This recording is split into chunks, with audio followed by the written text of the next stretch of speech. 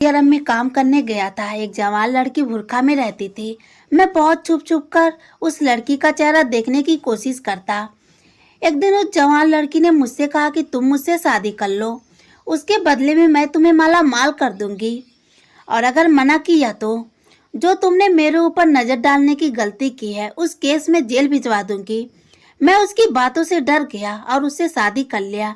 मगर शादी की रात जब उसने अपना बुर्का हटाया तो मेरे पैरों तले से जमीन निकल गई, क्योंकि वह लड़की तो मेरा नाम राहुल है। मैं एक गरीब घर से ताल्लुक रखता हूँ। मेरी 5 बहनें थी। मेरे पापा का बचपन में ही देहांत हो गया था। मेरी माँ बहुत मुश्किल से 5 बेटियों को पाल पोस कर बड़ा किया था। अब मैं भी जवान हो गया था। मेरी माँ लोगों के घरों में झाड़ू पोछा का काम किया करती थी। मेरी बहनें भी घर पर सिलाई का काम किया करती थी। इन्हीं सब से हम सबका बहुत अच्छे से गुजारा हो पाता था। अब मेरी बहनें जवान हो चुकी थी। उनकी शादी भी नहीं हो पा रही थी। जहाँ भी शादी की बात चलती वहाँ पर सबसे पहले दहेज की ही बात होती। अब हमारे पास इतना पैसा तो नहीं था कि हम दहेज देकर अपनी बहनों की शादी करवा सके। मैं बहुत ज़्यादा परेशान रहने लगा था। मुझे सऊदी अरब आए हुए 2 महीना हो गया था, लेकिन अभी तक मुझे यहाँ कोई नौकरी नहीं मिल रही थी।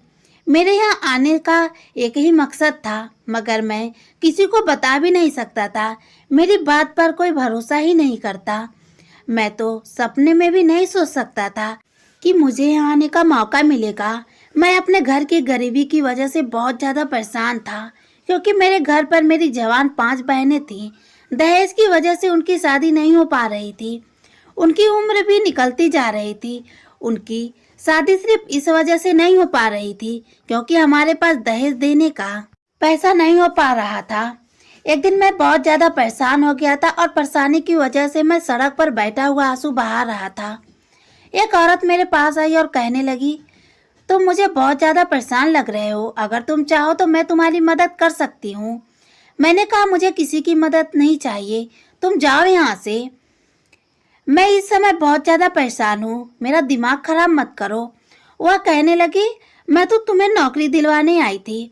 अगर तुम मेरी बात नहीं सुनना चाहते हो तो ठीक है, मत सुनो, तुम्हारी मर्जी, मुझे क्या है, मैं यहाँ से चली जाती हूँ। मैंने बहुत कुछ सोच समझकर उस लड़की से कहा कि ठीक है, मुझे नौकरी की बहुत ज़रूरत है, रुक जाओ, मुझे पूरी बात बता दो। लेकिन मैं बहुत ज़्यादा डर भी रहा था। डरू भी क्यों ना, औरत कहने लगी, तुम टेंशन मत लो, अगर तुम अपनी गरीबी दूर करना चाहते हो तो मेरे साथ चलो, तुम्हें सऊदी अरब भिजवा दूंगी। तुम वहाँ अच्छे काम करके अपनी हालत और गरीबी को बदल सकते हो। मैं सऊदी अरब जाने के बारे में सुनकर फौरन खड़ा हो गया। मैंने सोचा कि एक बार इस औरत की पूरी बात सुन लेता हूँ। क्या पता उस औरत को भगवान ने मेरे पास मदद के लिए भेजा हो। लेकिन वह औरत मेरी मदद क्यों करना चाहती थी, इसलिए मैंने उससे पूछा कि तुम मेरी मदद क्यों करना चाहती हो, मैं तुम्हें जानता भी नहीं हूँ। वह लेडी औरत कहने लगी, मैं गरीबों का मदद करती हूँ। गरीबों का मुझ पर बहुत आशीर्वाद है और दुआ है। भगवान ने मुझे बहुत कुछ दिया है। लेकिन मुझे उस औरत की बात पर विश्वास नहीं हो रहा था। मुझे उस पर कुछ शक हो रहा था, लेकिन मैं कर भी क्या सकता था। मेरे पास कोई और चारा भी नहीं था। मैं गरीबी से तंग आकर अपनी 5 बहनों के बारे में सोचकर उस औरत के पास चला गया। वो मुझे अपने साथ लेकर अपने घर आ गई और मुझे एक कमरे में छोड़कर चली गई। अब मैं बस यही सोचता रहा कि मैं इस पर यकीन करके कुछ गलत तो नहीं कर दिया। कुछ देर के बाद वह लेडी औरत मेरे पास आई और कुछ पैसे दिए। वह पैसे देकर कहने लगी, यह पैसे ले लो, तुम इस पैसे से अपना पासपोर्ट बनवा लेना। कुछ दिन के बाद तुम्हें पासपोर्ट भी मिल जाएगी। मुझे तो यकीन ही नहीं हो रहा था कि किस्मत मुझ पर ऐसे मेहरबान भी हो सकती है। मैं इस समय पैसे लेकर वहां से आ गया। अगले कुछ दिनों में मैं पासपोर्ट बनवा लिया। पासपोर्ट बनवाने के बाद मैं उस औरत के घर चला गया। उसने टिकट थमाते हुए कहने लगी कि भगवान तुम्हें बहुत तरक्की दे। औरत कहने लगी कि तुम कल शाम 7 बजे एयरपोर्ट पर पहुंच जाना। 2 घंटे के बाद तुम सऊदी अरब पहुंच जाओगे। मैं अपने घर चला गया और अपने माँ और 5 बहनों की बात करके सऊदी अरब के लिए निकल गया। अब मुझे पता नहीं था उस औरत पर भरोसा करके मैंने ठीक भी किया या नहीं। अब तो मुझे बहुत ज़्यादा डर भी लगने लगा था। पता नहीं वहाँ पर जाकर मेरे साथ क्या कुछ होने वाला था। मैं तो वहाँ पर किसी को जानता भी नहीं था। मुझे कुछ भी सऊदी अरब के नियम कानून के बारे में कुछ पता भी नहीं था। और सबसे बड़ी गलती तो मेरी यह थी कि मैंने किसी का भी नंबर भी नहीं लिया था। मैं बहुत ज़्यादा घबराने लगा। अब मैं क्या करूं? मैं तो यहाँ पर आकर फंस गया। मैं बहुत ज़्यादा परेशान हो गया। मैं तो यहाँ पर किसी को जानता भी नहीं था। एक आदमी ने मुझ पर एहसान करके यहाँ के तौर तरीके बताकर चला गया। पहले तो मैं यहाँ पर मेहनत मजदूरी शुरू कर दी ताकि अपने पेट की भूख मिटा सकूं। मुझे यहाँ आए हुए 4 महीना होने वाला था, लेकिन अभी तक अपने घर पर एक पैसा भी नहीं भेजा था। मेरे लिए तो यहाँ पर अपना पेट पालना ही मुश्किल हो रहा था। जैसे तैसे करके मैं 2 वक्त का भूख मिटा सकता था। शायद भगवान को मेरे ऊपर तरस आ गया, या फिर कहूँ कि किस्मत अच्छी थी कि एक अमीर आदमी मुझे अपने घर लेकर गया और अपने घर का झाड़ू पोछा का काम करने के लिए रख लिया। वो औरत बहुत ज़्यादा अमीर थी। मेरी तनख्वाह भी बहुत अच्छी खासी थी। मुझे रहने के लिए कमरा भी दे रखा था। कमरा बहुत अच्छा था, लेकिन यहाँ के बाकी के लोग अपने अपने क्वार्टर पर चले जाते थे। बस एक मैं ही था जो उन्हीं के घर पर रहता था। वो औरत हमेशा बुर्खा में ही रहती थी। उसे कहीं भी जाना होता तो वह मुझे अपने साथ लेकर जाती, मगर मैं आज तक उसकी शक्ल नहीं देखा था। वो खुद को अपना फेस कवर करके रखती थी। उसका चेहरा भी एक बुर्का से ढका हुआ था। अभी तक दिन ऐसे ही गुजरते थे कि मुझे वही लड़की मुझे बहुत अच्छी लगने लगी थी। मैं उसे अक्सर छुप छुप कर देखा करता था। उसकी भी हरकतें मुझे अजीब सी लगने लगी। जब भी बुर्का में मेरे साथ कहीं जाती, मुझसे बातें करने की कोशिश करती और मैं बहुत ज़्यादा डर जाता, क्योंकि सऊदी अरब में लड़कियों से दूर ही रहना अच्छा होता है। लेकिन पता नहीं क्यों मैं उसके पीछे खींचा चला जा रहा था। लेकिन मैं डर की वजह से चुपचाप रहता, उससे कुछ ना कहता। एक दिन उस लड़की ने मुझे घर के अंदर बुलाया और मुझसे कहने लगी, तुम्हें अपने 5 बहनों की शादी करनी है। अगर तुम चाहो तो मुझसे पैसे ले सकते हो। मैंने कहा कि मुझे तो बहुत सारा पैसा चाहिए, लाखों रुपए चाहिए। मुझे उनके दहेज का सामान लाकर देना है, क्योंकि मेरी 5 बहनें जवान हो चुकी हैं, जवान बहनें, और मुझे 5 की शादी करनी है। और आजकल का माहौल तो आप जानती हैं, लड़कों वालों को तो डिमांड पूरी नहीं होती। वह कहने लगी, तुम जितने पैसे मुझसे मांगोगे मैं तुम्हें दे दूंगी, जिससे तुम अपनी बहनों की शादी बहुत ही धूमधाम से कर सकोगे। लेकिन मेरी तुमसे एक गुजारिश है। मैंने पूछा, तुम्हारी क्या गुजारिश है? वह कहने लगी, तुम्हें मुझसे शादी करनी होगी। उनकी यह गुजारिश सुनकर तो मेरे पैरों तले से जमीन निकल गई, क्योंकि मैंने कभी भी ऐसा नहीं सोचा था। बल्कि मुझे तो उनकी कही हुई बातें सुनकर डर लग रहा था, और यहाँ के जो नियम कानून था उससे तो मैं और भी ज़्यादा डर जाता था। लेकिन मुझे उसके बातों पर विश्वास नहीं होता था। वैसे भी मैं अपने इंडिया में ही शादी करना चाहता था, लेकिन उस लड़की की यही गुजारिश थी कि मैं उससे शादी कर लूं। लेकिन मैंने भी सोच लिया कि अगर मेरी शादी करने से मेरी 5 बहनों की शादी हो सकती है तो मैं अपनी ज़िंदगी दांव पर लगा दूंगा और मैं अपनी बहनों की शादी धूमधाम से करूंगा।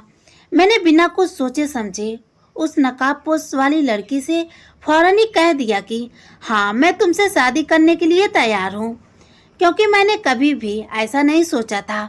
बल्कि मुझे तो वह लड़की ठीक भी नहीं लगती थी, और मैं वैसे भी अपने देश में ही शादी करना चाहता था, और मैं एक लड़की से प्यार भी करता था।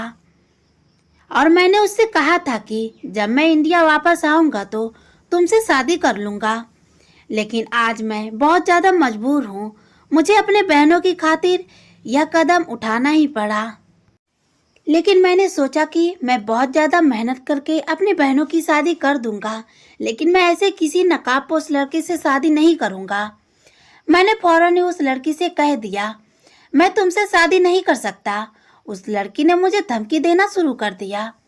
कहने लगी, जो तुमने मुझे छुप छुप कर देखते हो या इशारेबाजी करते हो, मैं तुम्हें फांसी दिलवा दूंगी और जेल में भिजवा दूंगी।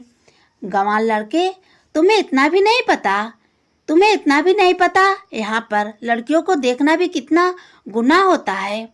अब मेरे पास कोई चारा नहीं था, इसलिए मजबूर होकर मैंने उस लड़की से कह दिया कि मैं तुमसे शादी करने के लिए तैयार हूँ।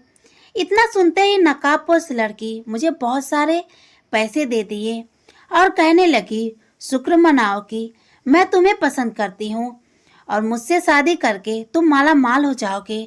दौलत शौहरत सब कुछ तुम्हारे पास होगा, जो तुम चाहोगे वह तुम कर सकते हो। तुम अपनी पूरी जिंदगी ऐशो आराम से गुजारोगे, तुम्हें कभी भी किसी चीज की कमी नहीं होगी।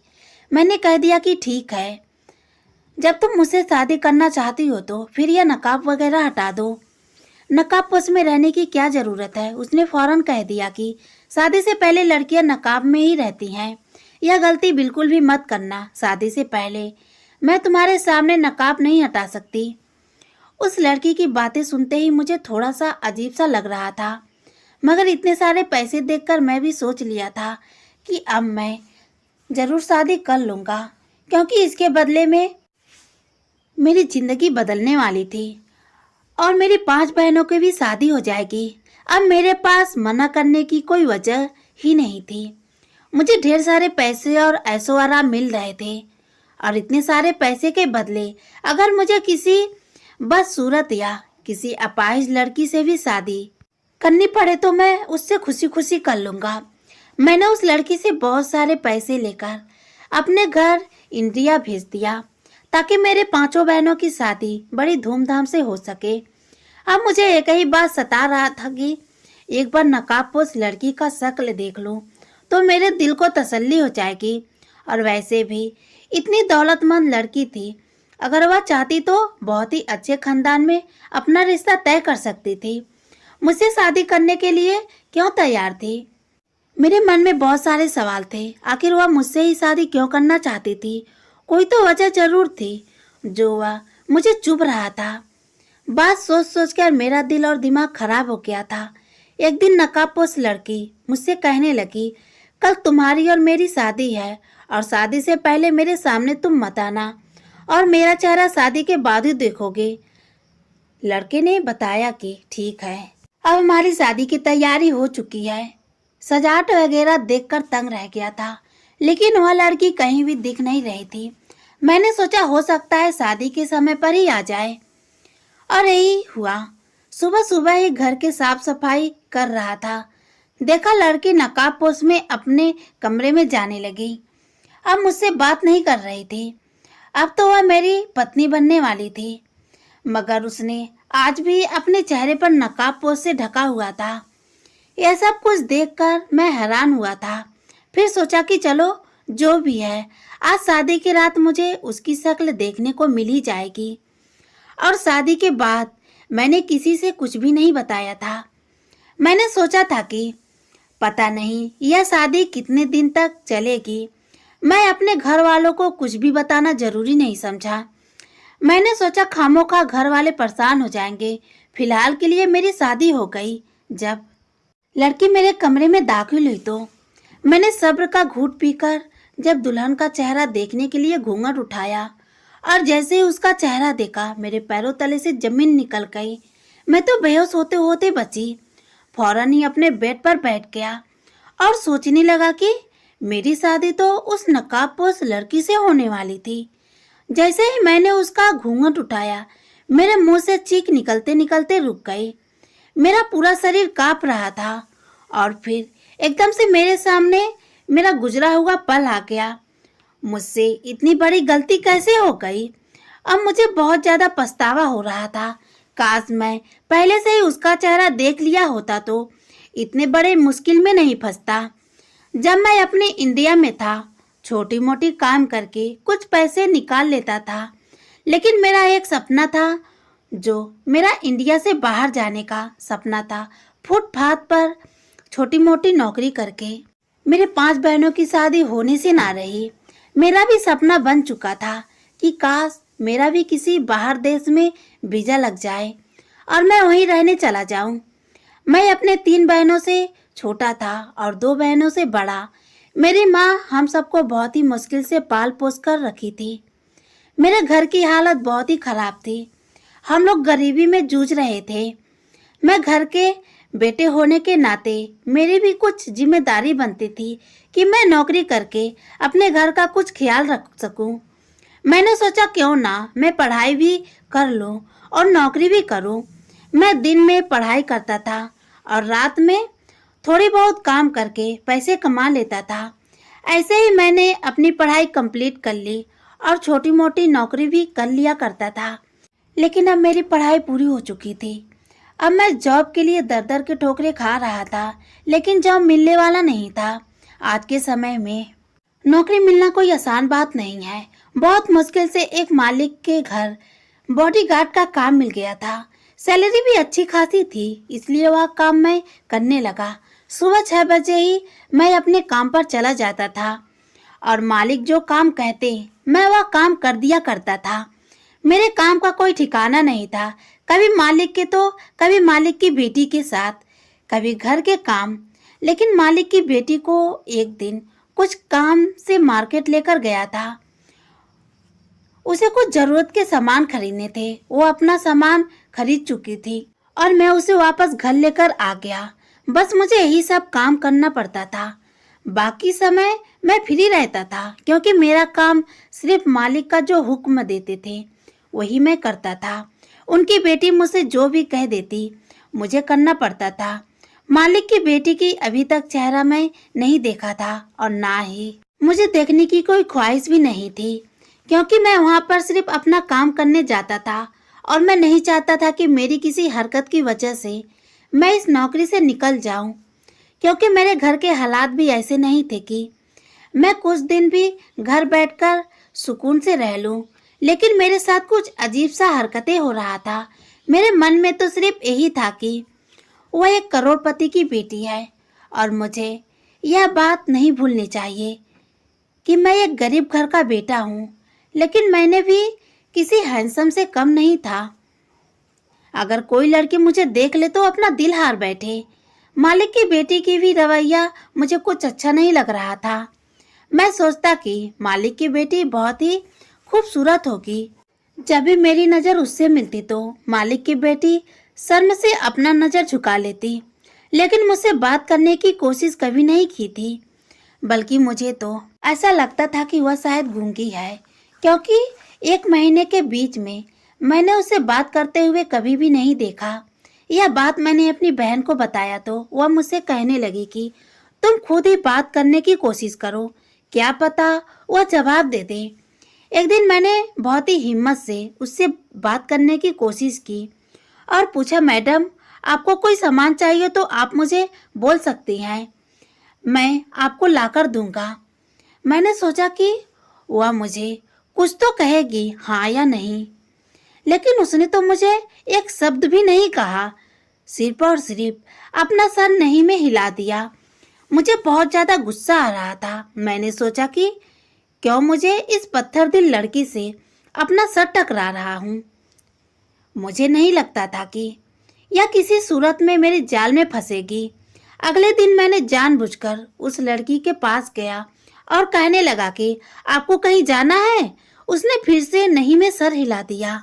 अब मैं वहीं पर बैठा, तभी अचानक से घर मालिक आ गए। मैंने एक बात नोटिस की थी, अपनी बेटी से इस कदर नाराज क्यों रहते हैं।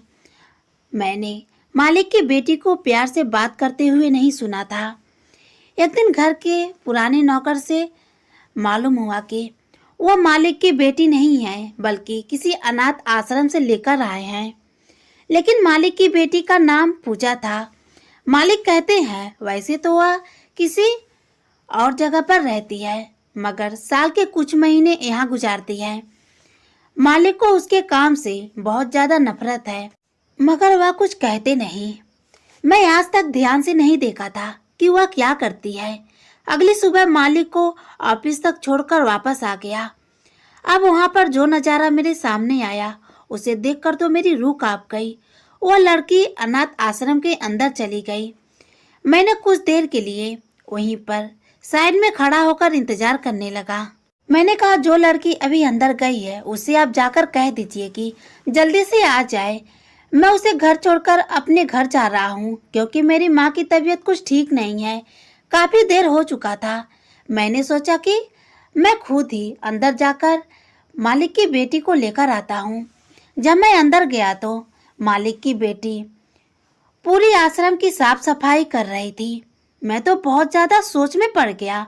मालिक की बेटी थी और उसको वहां पर बहुत ही अच्छे से रहने की आदत है, तो यहाँ पर नौकर वाला काम क्यों कर रही है?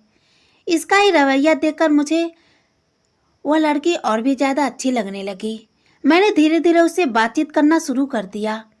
कुछ दिनों के बाद ही वह मेरे साथ घुल मिल गई। अब अक्सर हमारे एक दूसरे दिन देखा हो जाया करता था। आज मेरे बगल में सो गई और मैंने सोचा कि क्यों ना आज इसका नकाबपोश हटाकर इसकी शक्ल देख लूं। मेरे सर पर जैसे आसमान टूट पड़ा। नकाबपोश के बाहर से तो लड़की जैसे परी से कम नहीं लग रही थी, लेकिन जैसे ही नकाब हटाया तो मैंने कभी नहीं सोचा था कि इतनी बदसूरत लड़की नकाबपोश के पीछे होगी। उसका चेहरा बिल्कुल भी देखने के लायक नहीं था, बल्कि जला हुआ था। वो अपना चेहरा बस इसलिए नहीं दिखाती थी कहीं मैं नौकरी छोड़कर चला न जाऊं, क्योंकि वह लड़की मुझसे प्यार करने लगी थी। जैसे ही मैंने उसका शक्ल देखा, मैंने फौरन ही उससे दूरी बना ली। इतनी भद्दी वाली लड़की मुझे बिल्कुल भी पसंद नहीं थी। मैंने फौरन उसका नकाब बांध दिया और अनजान बनकर बैठ गया। मालिक भी मुझसे कहने लगे कि कल सुबह जल्दी आ जाना, मुझे कहीं कुछ काम से जाना है। अब मुझे उनके यहाँ काम करने का बिल्कुल भी पसंद नहीं था। मैंने जल्दी से उनकी बात अनसुनी की और वहाँ से भाग निकला। हर तरीके का रिश्ता नाता मैंने खत्म कर दिया था। अब मेरा उनके साथ कोई कांटेक्ट नहीं रहा, क्योंकि उसने मेरे साथ इतना बड़ा धोखा किया था। उसकी सच्चाई की बात मैं उसकी शक्ल तक नहीं देखना चाहता था। मैंने वह नौकरी भी छोड़ दी, लेकिन और नौकरी छोड़कर मैंने जगह जगह की ठोकरें खाए। बहुत ठोकरें खाने के बाद मेरी किस्मत मुझ पर मेहरबान हो गई और मैं सऊदी अरब चला गया। लेकिन मुझे नहीं पता था कि यह भुर्के वाली लड़की वही है। मेरी किस्मत में क्या लिखा था? अपनी शादी के लिए हाँ करते हुए मेरे दिमाग में दूर दूर तक ख्याल नहीं आया। मैं बदसूरत नहीं हूँ, बल्कि सच्चाई कुछ और है जो तुम नहीं जानते। मैंने गुस्से में कहा कि मुझे कोई सच्चाई नहीं जाननी, ना ही मुझे कुछ सुनना है। इससे पहले वह लड़की मुझसे कहती, मैं फौरन कमरे से बाहर निकल आया। वह लड़की भी मेरे पीछे पीछे आ गई। मैंने गुस्से से कह दिया कि तुम मुझे डिवोर्स दे दो, मैं तुमसे बिल्कुल भी तुम्हारे साथ रिश्ता नहीं कर सकता। वह लड़की भी कहने लगी कि ठीक है, 1 महीने के बाद तुम मुझे डिवोर्स देकर इंडिया चले जाना और जितने भी पैसे मुझे लिए हैं वह सब मुझे वापस नहीं चाहिए। लेकिन आखिरी बार मेरी एक बात और मान लो, तुम्हें मेरे साथ 10 से 15 दिन मेरी पति बनकर रहना होगा, ताकि लोगों को पता चल सके कि मेरी शादी हो गई है। उसके बाद से तुम मुझे डिवोर्स देकर जा सकते हो। अब वह लड़की रोज एक नई नई जगह पर जाने लगी और मुझे भी अपने साथ लेकर जाया करती थी। लेकिन रात होते ही मैं दूसरे कमरे में चला जाता था और वह अपने कमरे में जाकर सो जाती। ऐसे ही करते करते 10 से 15 दिन बीत गए। मैंने डिवोर्स के पेपर तैयार करवा लिए थे। वह लड़की कहने लगी कि तुम एक बार फिर से सोच लो, अभी भी समय है, तुम सच्चाई नहीं जानते हो, वरना ऐसा ना हो जब तुम्हें सच मालूम होगा तो तुम्हारे पास पछतावे के अलावा और कुछ चारा नहीं बचेगा और तुम सिर्फ और सिर्फ पछतावे के अलावा कुछ नहीं कर पाओगे। मुझे समझ में आ गया था कि वो मुझे बहकाने की कोशिश कर रही है। वो मुझे इमोशनली ब्लैकमेल करके अपने पास रोकना चाहती है। लेकिन मैं इंडिया वापस जाने का फैसला कर चुका था। मैं उसे डिवोर्स देकर अपने इंडिया वापस आ गया। अब यहाँ आकर मुझे एक नए सिरे से अपनी जिंदगी की शुरुआत करनी थी। यहाँ मेरे पास कोई और नौकरी भी नहीं थी, इसलिए मैं फुटपाथ पर काम करना शुरू कर दिया। जो मेरे दिल में सपने थे वह सब कुछ खत्म हो चुके थे। 1 साल की कड़ी मेहनत के बाद मैं एक छोटा सा जॉब करने लगा। इसी काम के सिलसिले में एक बड़े ब्रांड के ऑफिस में मीटिंग करने गया था। ऑफिस के जो नज़ारा मेरे सामने आया उसे देखकर तो मेरे पैरों तले से जमीन निकल गई। मैं हैरान होकर रह गया यह जानकर कि यह वह मेरे बॉस की बीवी है। मेरे बॉस ने उस लड़की से शादी कर लिया। वह लड़की मेरा हाथ पकड़कर उस समय दूसरे कमरे में ले गई और मुझसे कहने लगी कि यहाँ ड्रामा करने की कोई ज़रूरत नहीं है। मैंने क्या कहा था, तुम मेरी एक बात सुन लो, लेकिन तुमने एक ना सुनी। हाँ, मैं जानती हूँ और मैं वह सब जानती हूँ जो तुम नहीं जानते। तुमने मुझे 2 बार ठुकराया है और तुम जिंदगी भर पछताओगे। बस एक बार मेरी बात सुन ली होती तो शायद आज मैं तुम्हारी होती। आज तुम जॉब नहीं कर रहे होते, बहुत बड़े आदमी बनकर बैठे होते, बिजनेसमैन वगैरह बहुत कुछ तुम्हारे पास होता। लेकिन तुमने तो मेरी एक ना सुनी और मुझे डिवोर्स देकर यहाँ चले आए। तुम नहीं जानते कि जो डॉक्टर ने मेरे शक्ल पर दवा वगैरह लगाकर छोड़ दिए थे, इसलिए कुछ ज्यादा ही मेरी शक्ल। तुमने मुझे 2 बार ठुकराया है और तुम जिंदगी भर पछताओगी। बस एक बार मेरी बात सुन ली होती तो शायद आज मैं तुम्हारी होती। आज तुम जॉब नहीं कर रहे होते, बहुत ही बड़े आदमी बनकर बैठे होते, बिजनेसमैन वगैरह वगैरह बहुत कुछ तुम्हारे पास होता। लेकिन तुमने तो मेरी एक ना सुनी और तुम डिवोर्स देकर यहाँ चले आए। तुम नहीं जानते कि मेरी शक्ल पर बस एक गहरी चोट लगी हुई थी, वह भी मामूली से था जो डॉक्टर ने मेरे शक्ल पर दवा वगैरह लगाकर छोड़ दिए थे। इसलिए कुछ ज़्यादा ही मेरी शक्ल भद्दी लग रही थी। लेकिन 10 से 15 दिन में वह सब कुछ ठीक हो जाता और मैं बहुत ज़्यादा खूबसूरत दिखने लगती, जैसे कि आज मैं दिख रही हूँ। यह कहकर लड़की चली गई। सच में आज बहुत ही ज़्यादा खूबसूरत लग रही थी। मुझे बहुत बड़ी गलती हो गई। मुझे ऐसे ही डिवोर्स नहीं देना चाहिए था। मैंने उसका 2 बार दिल तोड़ा है, इसलिए तो मैं दर दर के ठोकरें खाता फिर रहा हूँ। मुझसे तो बहुत बड़ी गलती हो गई। ऐसा किसी लड़की के साथ नहीं करना चाहिए था, लेकिन मैंने उसका 2 बार दिल तोड़ा है तो सजा तो मुझे अब मिलने ही वाली थी। यह सब सारी बातें सोचकर वापिस से बाहर निकल आया। यह सब मेरा कसूर अपना था, सारी गलती मेरी अकेले की ही थी। काश मैं उस समय नकाबपोश की बात सुन लेता तो आज वह मेरी बीवी होती, मेरी पत्नी होती। मैंने तो उसके साथ बहुत गलत किया था, इसलिए शायद भगवान ने उसे मुझ जैसे इंसान से दूर करके उसे एक अच्छे जीवन साथी के साथ मिल गया था। अब मेरे पास पछतावे के अलावा कुछ नहीं बचा था। बस मेरी यही गुजारिश है कि अगर कोई भी इंसान सच्चे दिल से प्यार करता है तो कुछ ना कुछ अनबल हो ही जाता है जो पूरा नहीं हो पाता। नकाबपोश वाली लड़की तो मुझे बेइंतहा मोहब्बत करती थी, लेकिन मैंने उसका प्यार ठुकरा दिया। भगवान मुझे कभी माफ नहीं करेगा। मैं दुआ करता हूँ वह लड़की हमेशा खुश रहे। धन्यवाद दोस्तों।